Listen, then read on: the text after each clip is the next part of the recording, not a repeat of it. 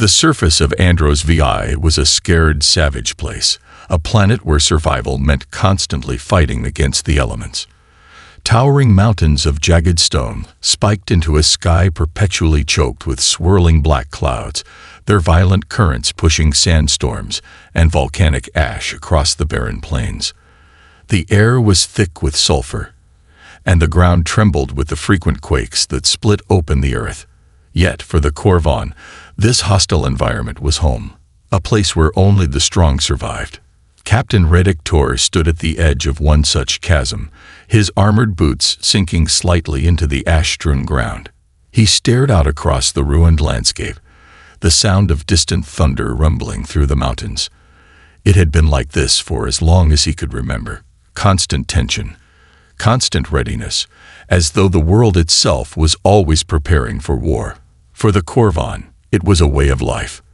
Battle was the lifeblood of their society, the cornerstone of their evolution.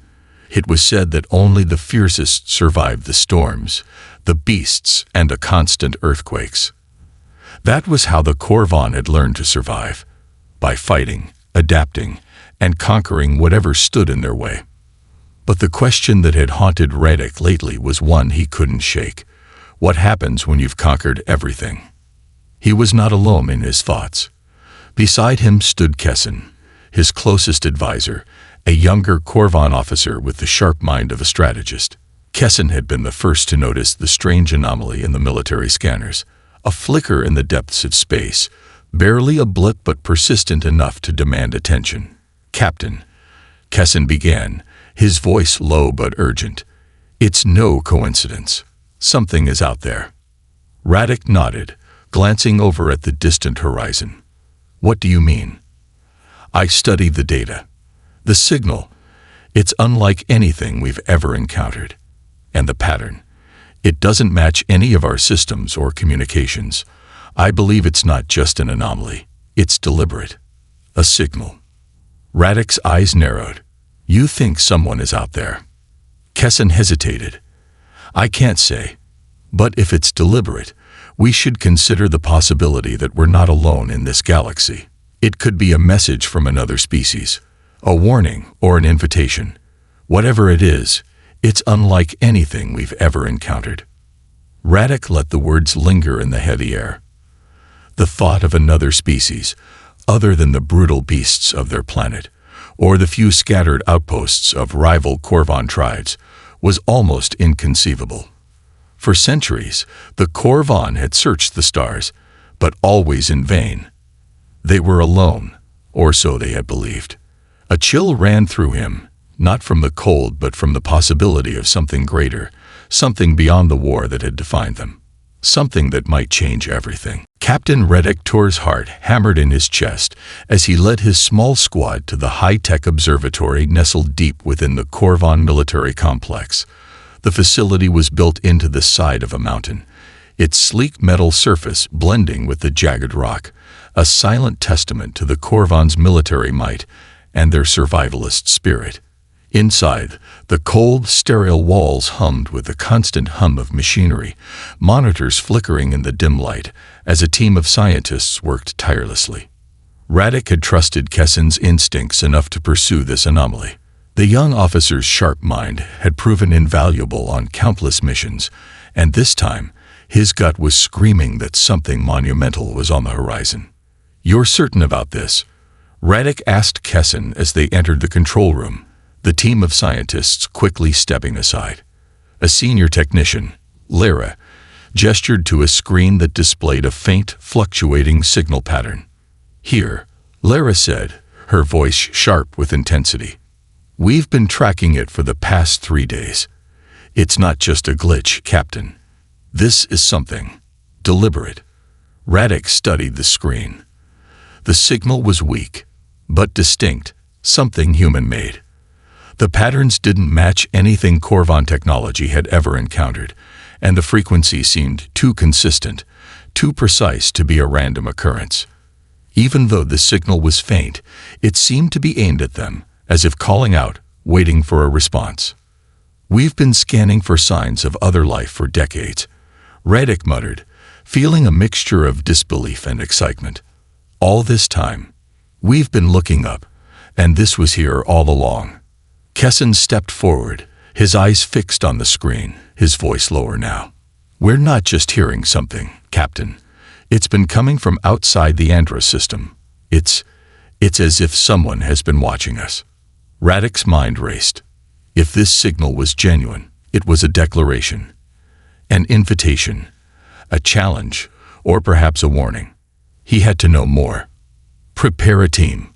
We're going out there. Within hours, the Korvan warship Vanguard was ready for launch. The vessel was a sleek, heavily armored craft designed for rapid combat and exploration. Its hull a dark, jagged design that cut through the atmosphere like a knife. Its engines roared to life as it lifted from the surface of Andros VI, heading out toward the distant source of the signal. The crew was silent, their eyes glued to their stations, but there was a tension in the air that none of them could shake.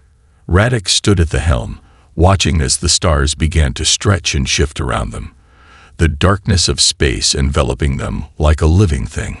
As the ship passed beyond the reach of their planetary system, the signal grew stronger. It was no longer just a flicker. It was a beacon. And somewhere out there, beyond the stars, something was waiting. A faint, unfamiliar shape appeared in the distance, distant enough to be a blur on the sensors, but unmistakable in its outline.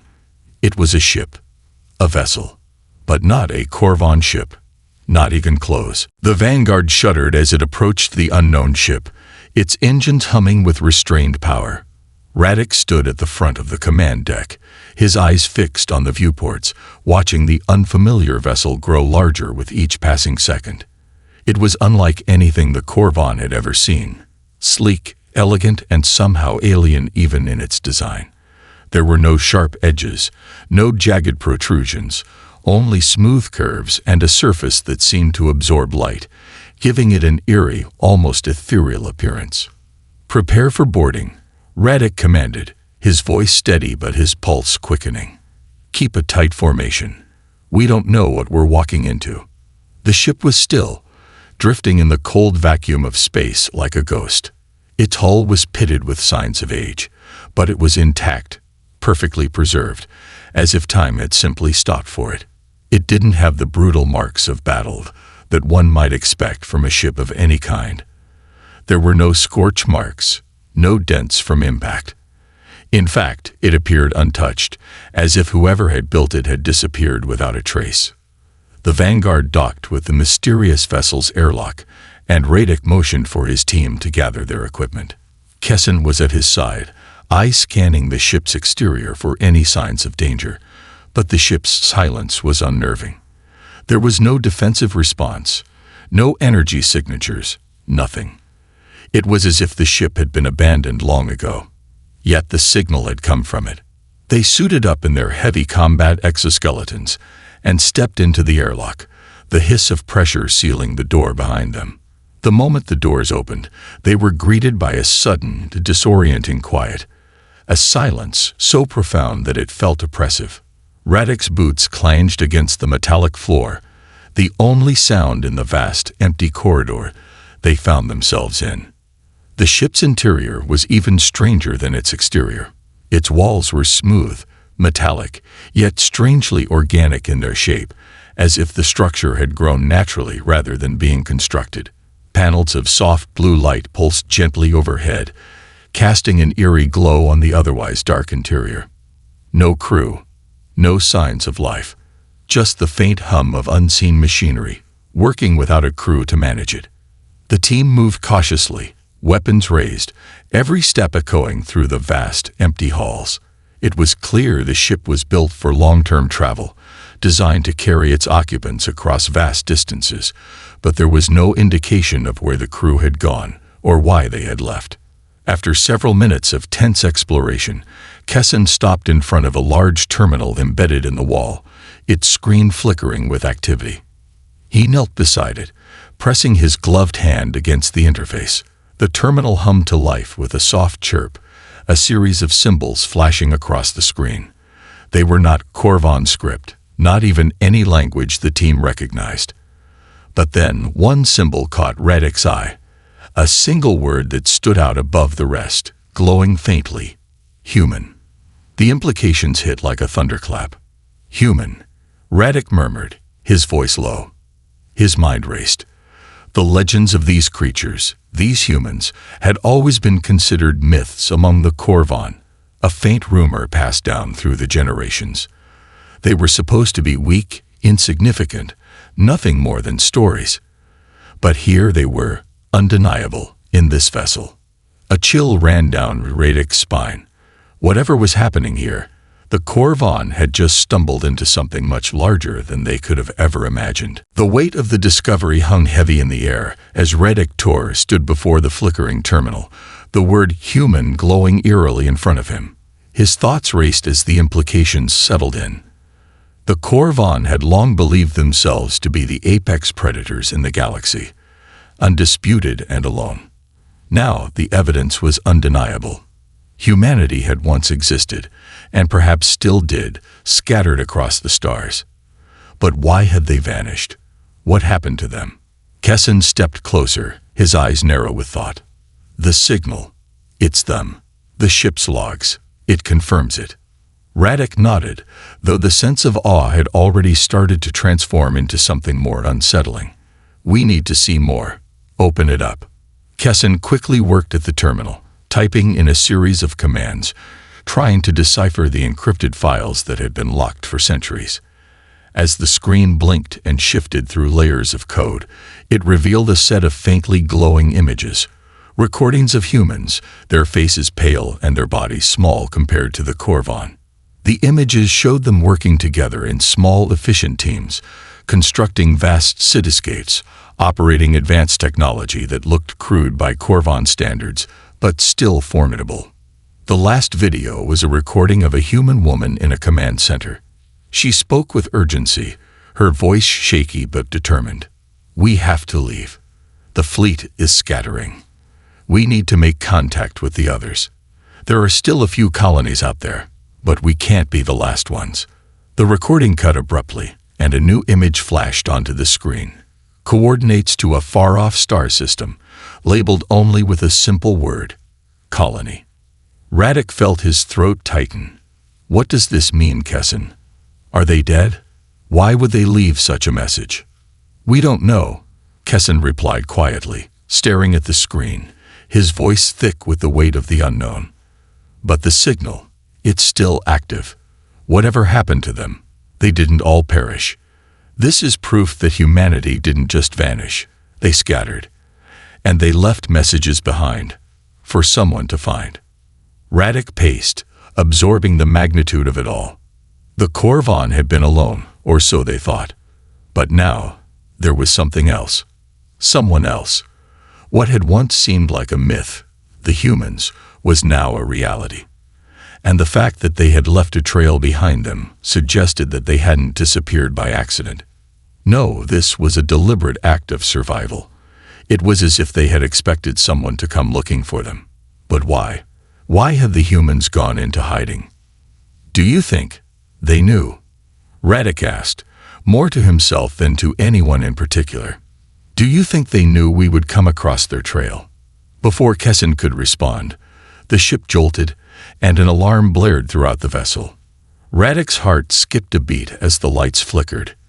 We're being scanned, one of the crew members called out, his voice tight with alarm. Radek spun toward the viewport, his gaze snapping to the stars outside. A flicker of light, too precise to be natural, darted through the vast black expanse. A ship, no doubt about it. Someone had found them. The Korvan crew scrambled to their stations as the unseen ship outside Vanguard pulsed with a deliberate, ominous energy. Radek Tor's hands tightened around the command console, his instincts screaming that something was off. The approaching vessel wasn't acting like a typical alien ship. There were no weapons deployed, no aggressive maneuvers, just a steady, controlled approach. Status. Radek barked, his voice cutting through the noise of alarmed crew members. We're being scanned, Kessin reported, his brow furrowed as he checked the readings. It's not like anything we've seen before. Their tech is advanced, but not hostile. It's a probe, not an attack. Radek's mind raced. So, they're watching us. But why? What do they want? Maybe it's the humans, Kessin suggested. Maybe they're here to see what we found. The thought chilled Radek. What if it's not just a scout? What if they're testing us? The ship outside remained still, its sensors probing the Corvan vessel like a predator testing the waters. But then, to Radek's surprise, a faint light pulsed from the unknown craft. A single signal, a coded transmission that echoed across Vanguard's communication channels. Radek didn't hesitate. Open it. Kessin punched a series of commands into the console, and a low, almost musical voice filled the room.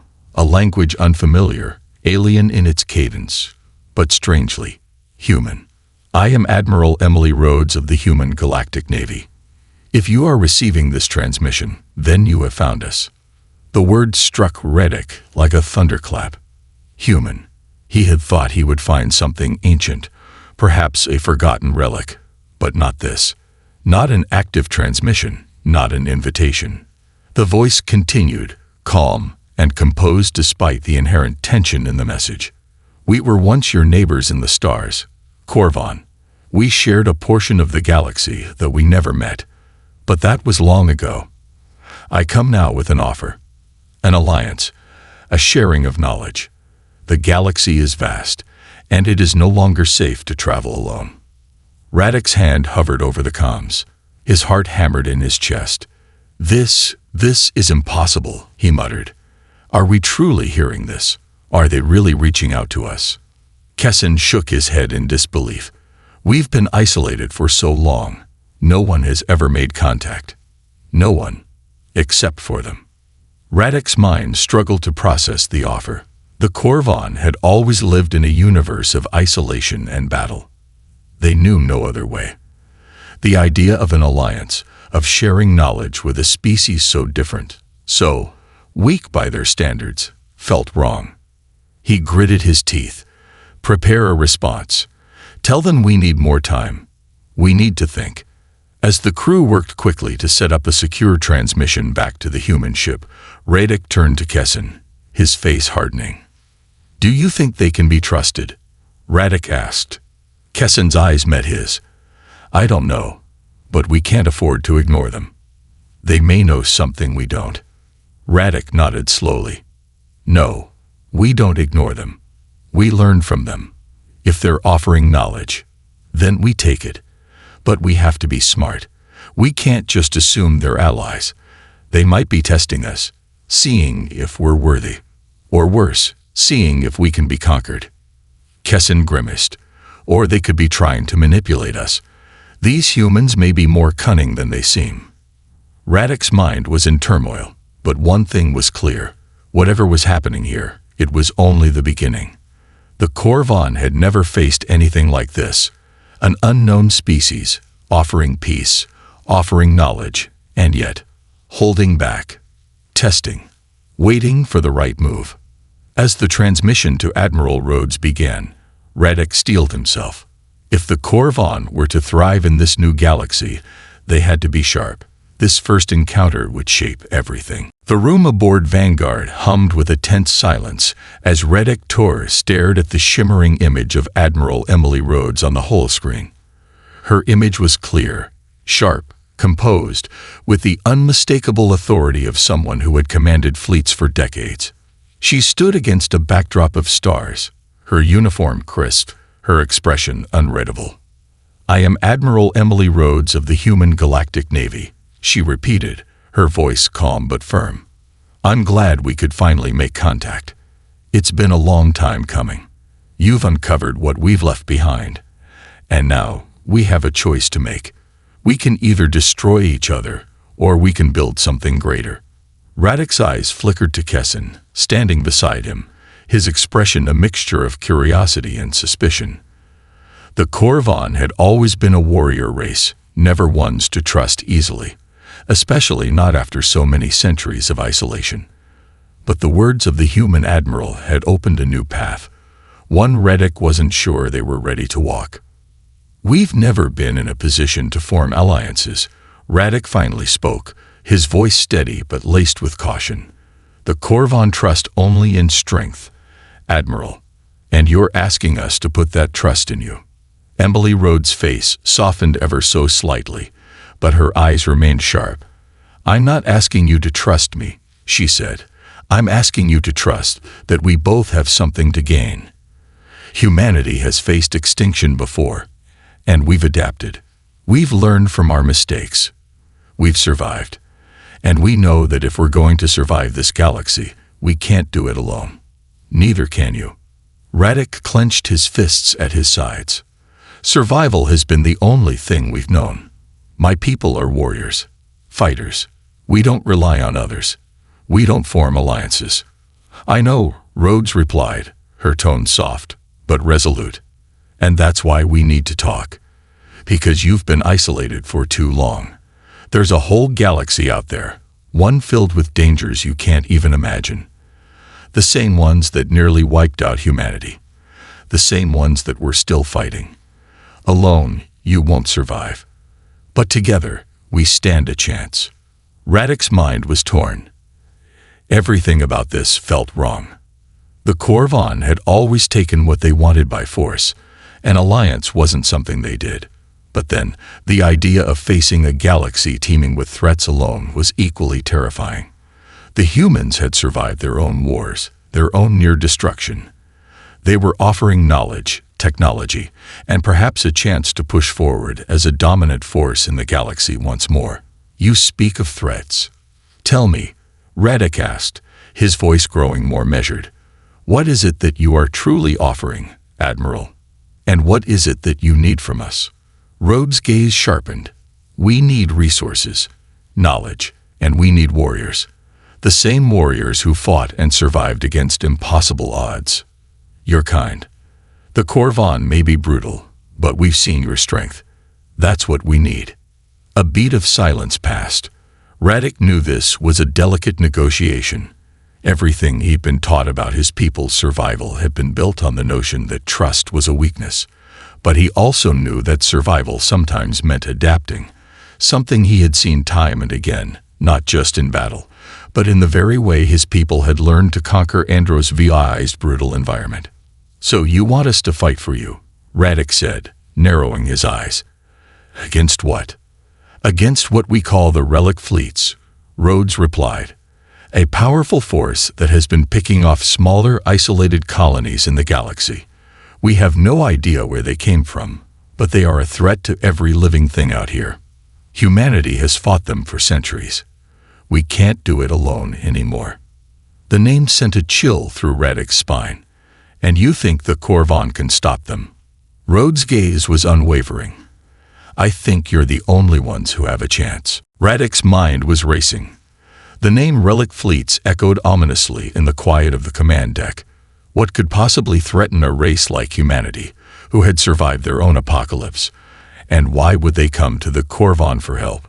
The Corvan had always believed themselves to be the pinnacle of strength, but now, faced with this unknown enemy, doubt crept in.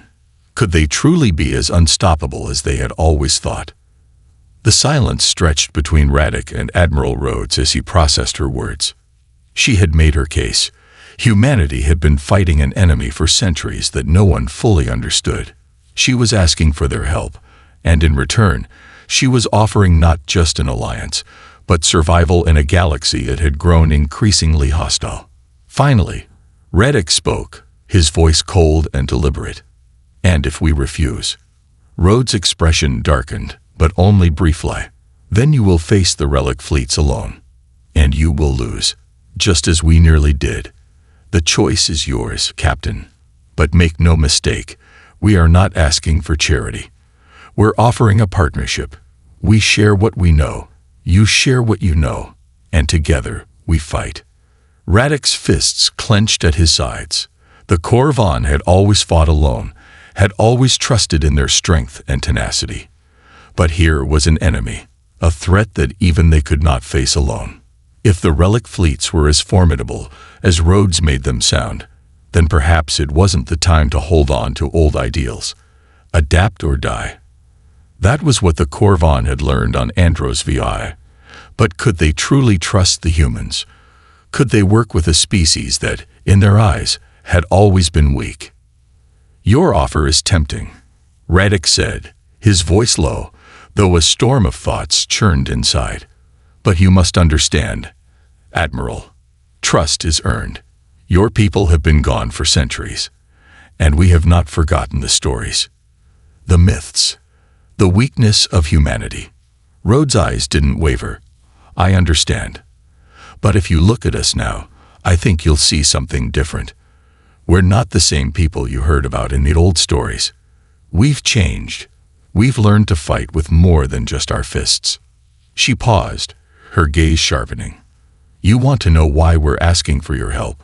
Because we've already seen what happens when we fight alone. The relic fleets, they don't just destroy cities or ships. They wipe out entire species. They're not just another enemy to fight.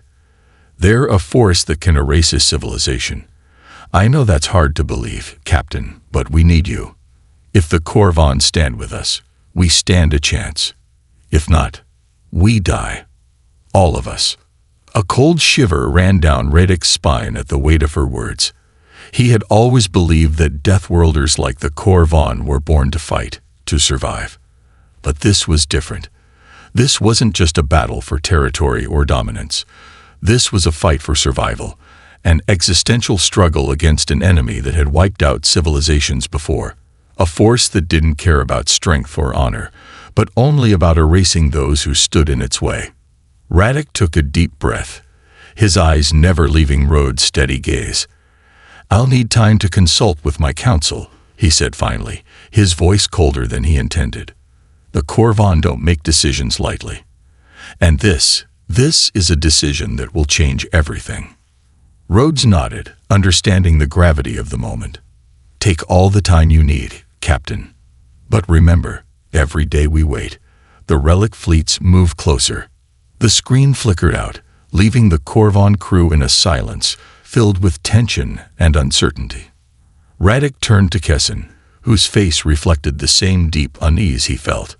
"We're caught between a rock and a hard place," Kessin said softly. "If they're telling the truth, we might not have a choice." Radek looked out into the cold, dark void of space, his mind swirling with conflicting thoughts. The Corvon had survived alone for millennia, but survival had a price, and for the first time in his life, Radek wasn't sure if their strength alone would be enough to win. The decision weighed heavily on Radek Tor's mind as he stood at the bridge of Vanguard, staring out into the star-filled void. His crew had dispersed to their stations, but the oppressive silence lingered. The thought of an alliance with the humans, once an unthinkable proposition, now gnawed at him. The relic fleets, the threat they posed, and the very survival of his people were now inseparable from this choice. But could the Corvon trust the humans? Was it worth sacrificing their pride, their hard-earned independence?